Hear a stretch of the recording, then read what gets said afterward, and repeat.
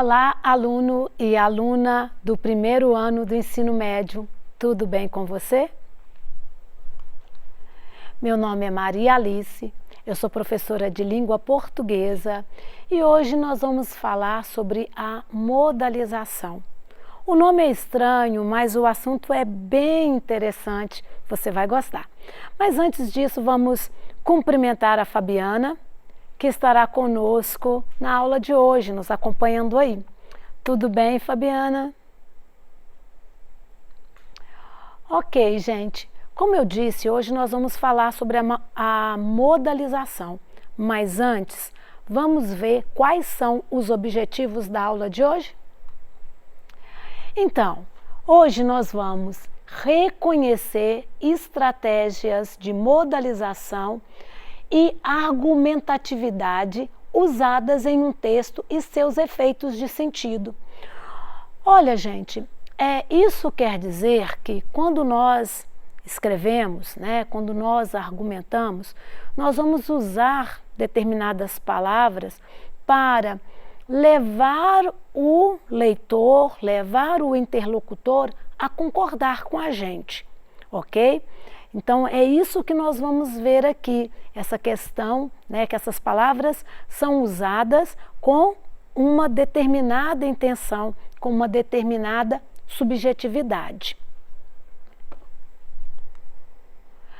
Bem, eu quero começar citando um exemplo que você trabalhou, ou vai trabalhar aí no seu PET, tá? Então, vamos ao exemplo. Eu vou ler e depois nós vamos fazendo alguns comentários, ok? Bom, a Liberdade é um desses bairros de São Paulo que, embora em menor escala do que nas regiões mais ricas e por isso mesmo de um modo às vezes até simpático, ressalta no mau gosto da sua rala fantasia arquitetônica o que a cidade tem de mais pobre e, paradoxalmente, mais autêntico, a vontade de passar pelo que não é. Olha, esse trecho e outros que nós vamos ver foi retirado do livro O Sol se Põe em São Paulo, do autor Bernardo Carvalho. Olha só, gente, quando nós estamos lendo aqui esse fragmento, nós percebemos que o autor parece que ele não gosta muito da cidade de São Paulo, Parece que ele não tem muita afeição, porque a gente observa que ele usa as palavras ali com sentido negativo. Ele nos leva, a achar que a cidade não é aquilo que ela apresenta. Vamos voltar aqui no trecho? Olha, quando ele fala assim, olha, até simpático. Olha, quando ele fala que o bairro é até simpático, a gente percebe, olha, ele não está falando que é simpático. Olha, o até traz essa questão assim negativa. Você é até legal. Opa, se alguém falou você é até legal, é porque você não é legal. Olha, então olha só, então ele põe a marca dele ali, é a opinião dele a respeito do bairro Liberdade lá em São Paulo. E não para por aí. Ele fala assim, olha lá, ressalta no seu mau gosto da sua rala fantasia arquitetônica. Enquanto muitas pessoas, ao visitar o bairro Liberdade em São Paulo, vão falar assim, nossa, que lugar lindo, que bairro interessante, olha isso aqui. Para o autor desse trecho, é uma rala fantasia arquitetônica. Olha como isso é negativo. Ele usa os adjetivos aqui de uma maneira a desvalorizar o bairro. E daqui a pouco nós vamos ver outras situações que ele também vai desvalorizar outros locais ou outras situações de São Paulo, ok? E olha, ele vem de uma maneira bem incisiva, Olha, tudo isso acontece porque São Paulo, o bairro Liberdade, querem ser, a vontade de passar por aquilo que não é. Olha, então ele está falando, olha, é artificial que o bairro a Liberdade, é um bairro, né, que tem essa questão dos imigrantes japoneses, orientais, então tem toda aquela estrutura mesmo, lembrando bairros japoneses, ok? Mas aqui para o Bernardo Carvalho é algo artificial, é algo que não é. Bem, olha, então nós vamos observar nesse trecho que, sim, o autor ele faz uma descrição, né, do bairro Liberdade, depois ele vai descrever outros locais de São Paulo, mas na hora de descrever esses locais, tá, ele tem uma atitude negativa em relação a isso. E aí ele vai usar esses adjetivos, essas expressões de caracterização, mostrando só o aspecto negativo. Agora, olha, lembram do nosso objetivo? Na verdade aqui a gente está trabalhando com marcas de subjetividade. Pode ser que para o autor do trecho é a maneira como ele vê, então ele vê esses aspectos, mas pode ser que uma outra pessoa ou você estando nesses locais, você vai ter uma outra opinião, tá? A opinião é isso, cada um tem a sua, tá? Então é a opinião aqui do autor. E que nós vimos, ela é mais negativa do que positiva. Vamos continuar. Olha, então, em mais um exemplo, nós vamos ver o seguinte. O pôr do sol em São Paulo é reputado como um dos mais espetaculares, por causa da poluição. Em um outro fragmento, e se erguem os prédios mais decrépitos ou as fantasias arquitetônicas mais tolas e menos pavorosas, entre outros. Gente, olha, aqui, né, o autor continua mostrando os aspectos negativos da cidade e do bairro. Então aqui ele vai falar do pôr do sol. Enquanto muitas pessoas falam assim, nossa, esse pôr do sol é maravilhoso, olha que romântico, olha essas cores, essa tonalidade, ele vai falar, é assim porque, por causa da poluição. É assim, mas aqui isso não é belo não, isso é poluição. Olha o caráter negativo, né, para essa descrição. Então aqui existe um outro elementozinho que é justamente a expressão lá, olha, é reputado. Quando ele usa essa expressão, ele está falando assim, olha, não sou eu que acho o pôr do sol de São Paulo espetacular. É reputado. Significa, dizem por aí, dizem por aí.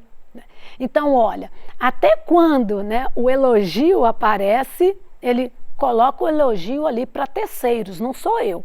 É reputado. Ok?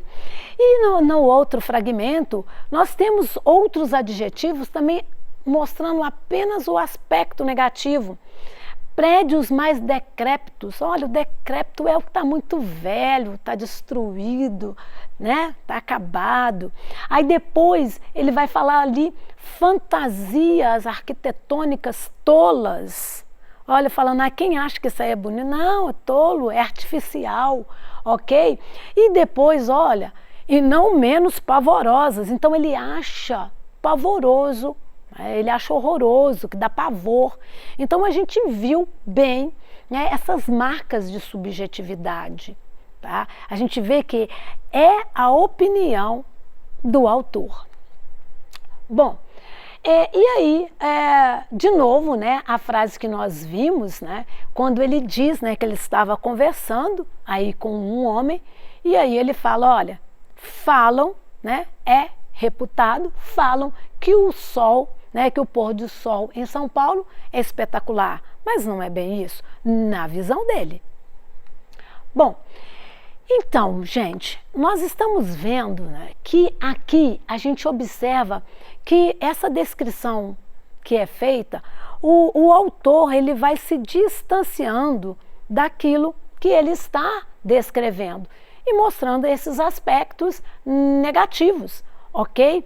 Então é a opinião dele a respeito desse bairro desse pôr do sol e ele vai se distanciando. Nós vamos observar que esse fenômeno linguístico, isso aí que acontece, tá? Quando a gente deixa as nossas marcas ali num texto, também na fala, tá, gente? Na fala também isso acontece. Porque, olha, se eu falo assim, está chovendo, olha, tem um sentido.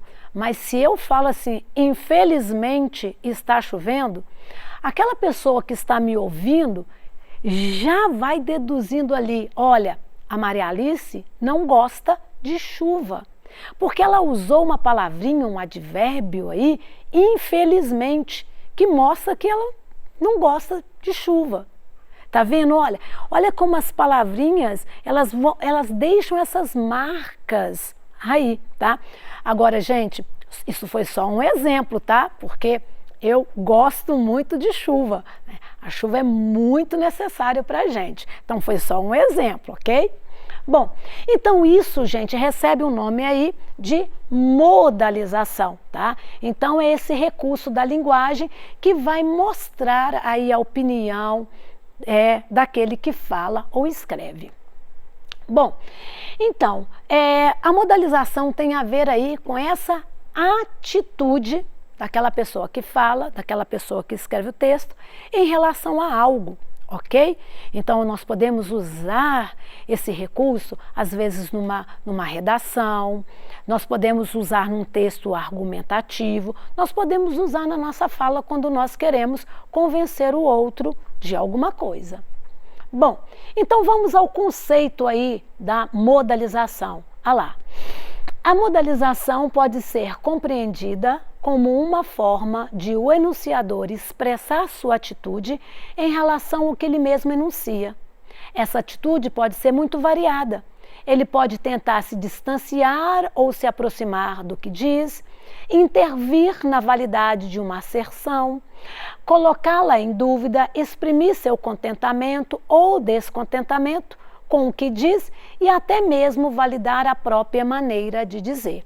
Olha, esse aí é o conceito, né, de modalização. Bom, continuando com os nossos exemplos, vamos perceber no mesmo texto do Bernardo Carvalho, mais alguns momentos em que ele mostra essa opinião dele. Olha, as mansões mouriscas e ecléticas do começo do século XX, a maioria derrubada, viram, tá até entre parênteses, mostrando, ó, tá derrubado, é feio, ó. E os prédios mediterrâneos, neoclássicos, florentinos e normandos, construídos há poucas décadas, revelam o atraso do presente. Olha, então ele está ali falando, olha, isso tudo é passado, não deveria nem estar aqui, né? Um tempo moderno e tal, essas coisas antigas. Olha, cada imigrante, achando que transplantava o estilo da sua terra e dos seus antepassados, acabou contribuindo para a caricatura local. Olha, e aí quando ele fala em caricatura local, vocês estão lembrados da caricatura? É aquela coisa exagerada, às vezes grotesca, né?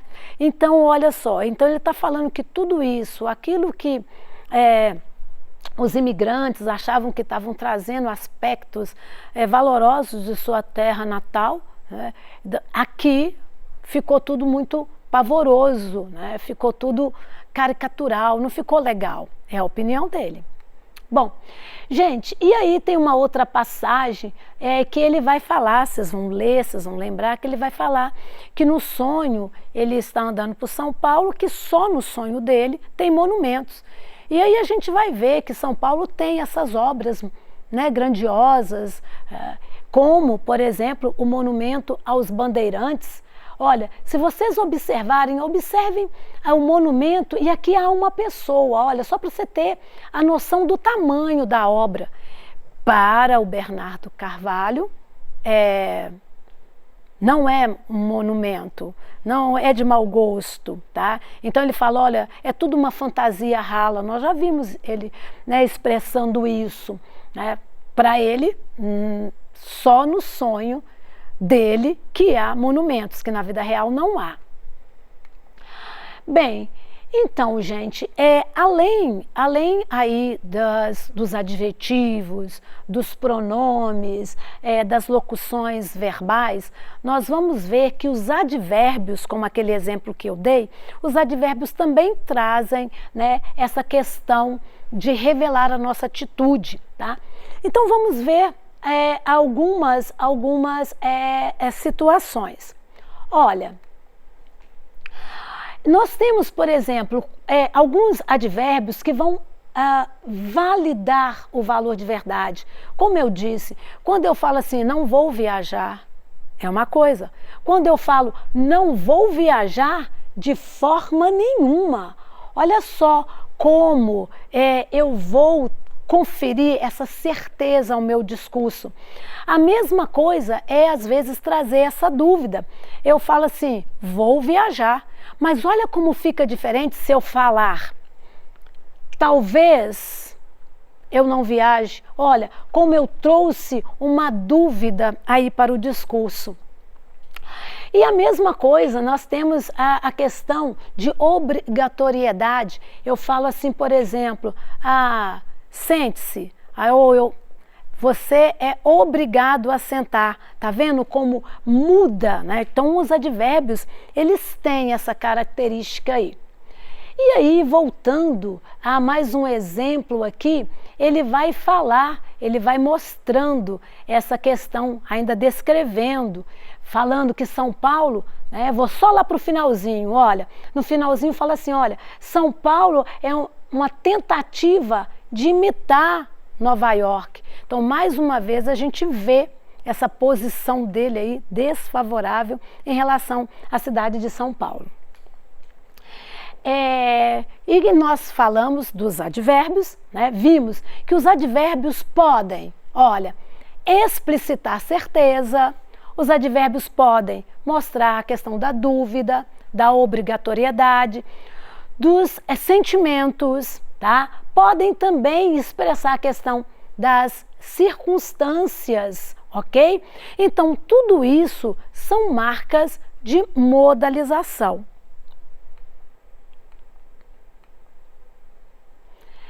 Além dessas marcas de modalização que nós vimos, há outras marcas também afetivas. Então, é aquele exemplo que eu disse da chuva. Quando eu falo, por exemplo, olha, choveu felizmente. Olha, felizmente significa de maneira feliz, de modo feliz. Então, vocês viram, né, que os advérbios também mostram esses posicionamentos, essas predileções, aquilo que a gente acabou de ver aí nos fragmentos do texto do Bernardo Carvalho. Bom, gente, olha, resumindo, então nós falamos muitas coisas aqui, então vamos lá. Olha, então a modalização, né, ela é compreendida como essa forma em que o enunciador, ou seja, aquela pessoa que fala ou escreve, tá? Essa pessoa aí vai expressar a sua atitude em relação, né, àquilo que ele está enunciando, em relação àquilo que ele está falando. E aí, gente, como eu disse, são marcas de subjetividade. Nós, enquanto leitores, nós, interlocutores, nós podemos concordar ou não com aquilo que está sendo dito, ok? Bem, concluindo, na aula de hoje, nós vimos que para expressar a sua atitude em relação ao que diz ou que é expresso, o enunciador mobiliza um recurso de linguagem chamado modalização. Para a aula de hoje, eu usei o livro Língua Portuguesa, Linguagem e Interação. Muita coisa, muito conteúdo, né, gente? Mas, se na hora que você estiver fazendo a sua atividade, se ficou dúvida, se liga no Tira Dúvida. Mande a sua pergunta que eu vou adorar responder. Então, que todos tenham uma boa semana e eu aguardo vocês no próximo encontro.